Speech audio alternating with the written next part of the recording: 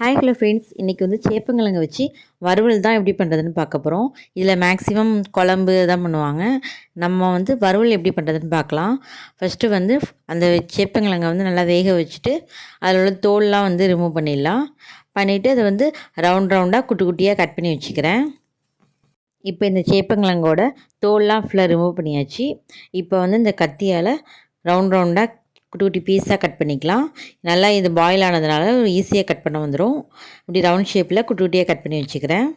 Next step பார்த்திங்கன்னா, இதை cut பண்ணி எடுத்து வச்சுருக்கிறதுல மசாலா பொருள்லாம் ஆட் பண்ணிடலாம். கொஞ்சமாக உப்பும், மிளகாத்தூள் வந்து ஒரு 1.5 டேபிள் ஸ்பூன் அளவுக்கு உங்கள் காரத்துக்கு ஏற்ற மாதிரி சேர்த்துக்கோங்க. மஞ்சள் தூள் 1/4 டீஸ்பூன். ஆல்ரெடி நம்ம பாயில் பண்ணும் போதே உப்பு மஞ்சள் சேர்த்து தான் வந்து நான் பாயில் பண்ணியிருக்கேன். அதனால் வந்து உப்பு மஞ்சள் கொஞ்சமாக சேர்த்துக்கோங்க. நெக்ஸ்ட்டு பார்த்திங்கன்னா, 1 டேபிள் ஸ்பூன் அளவுக்கு கரம் மசாலா சேர்த்துக்கிறேன். ஒரு 1 டேபிள் ஸ்பூன் அளவுக்கு இஞ்சி பூண்டு பேஸ்ட்டு, கொஞ்சமாக கருவேப்பிலை சேர்த்துட்டு அந்த கிழங்கு கூட எல்லாத்தையும் மிக்ஸ் பண்ணிக்கலாம்.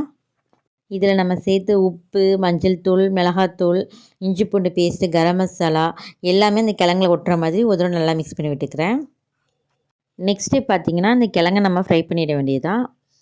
இப்போ எண்ணெய் சட்டியில் ஆயில் சேர்த்துடலாம். சேர்த்துட்டு ஆயில் நல்லா ஹீட் ஆனதுக்கப்புறமா நம்ம மசாலா போட்ட கிழங்கு சேர்த்துக்கலாம். ஆயில் நல்லா ஹீட் ஆகிடுச்சு. இப்போ நம்ம ரெடி பண்ணி வச்சுருக்க கிழங்கை சேர்த்துட்டு இந்த ஆயிலே நல்லா ஃப்ரை பண்ணிக்கலாம். ஆயில் கொஞ்சம் கம்மியாக இருக்கிற மாதிரி இருக்குது, அதனால் இன்னும் கொஞ்சம் சேர்த்துக்கிட்டு நல்லா ஃப்ரை பண்ணிக்கிறேன். இந்த கிழங்குல நம்ம சேர்த்த மசாலா பொருளோட ராஸ்மெல்லாம் போகிற அளவுக்கு நல்லாவே ஃப்ரை பண்ணிக்கோங்க.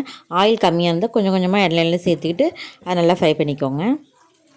ஒரு 5 நிமிஷத்துக்கு மூடி போட்டு குக் பண்ணலாம். அப்போ தான் இதில் நம்ம சேர்த்த மசாலா எல்லாமே இந்த ஆயிலில் நல்லா ஃப்ரை ஆகி நமக்கு சேப்பங்கிழங்கு ஃப்ரை நமக்கு சூப்பராக ரெடி ஆகிடும். கிழங்கு குக் ஆக்கிட்டு இருக்க இந்த கேப்பில் கொஞ்சம் கொஞ்சமாக திருப்பி விட்டுக்கலாம். அப்போ தான் வந்து கிழங்கு நல்லா குக் ஆகும். பாருங்கள், இப்போ சூப்பரான நம்மளோட சேப்பங்கிழங்கு ஃப்ரை ரொம்பவே சூப்பராக ரெடி ஆகிடுச்சு. எப்போவுமே இந்த சேப்பங்கிழங்குல நம்ம வந்து புளிக்குழம்பு அது மாதிரி தான் நம்ம வச்சு சாப்பிட்ருப்போம். நீங்கள் வந்து இது மாதிரி ஃப்ரை பண்ணி சாப்பிட்டு பாருங்கள், ரொம்பவே சூப்பராக இருக்கும். ஓகே ஃப்ரெண்ட்ஸ், இதை நீங்களும் உங்கள் வீட்டை செஞ்சு பார்த்துட்டு எப்படி இருக்குன்னு சொல்லுங்கள்.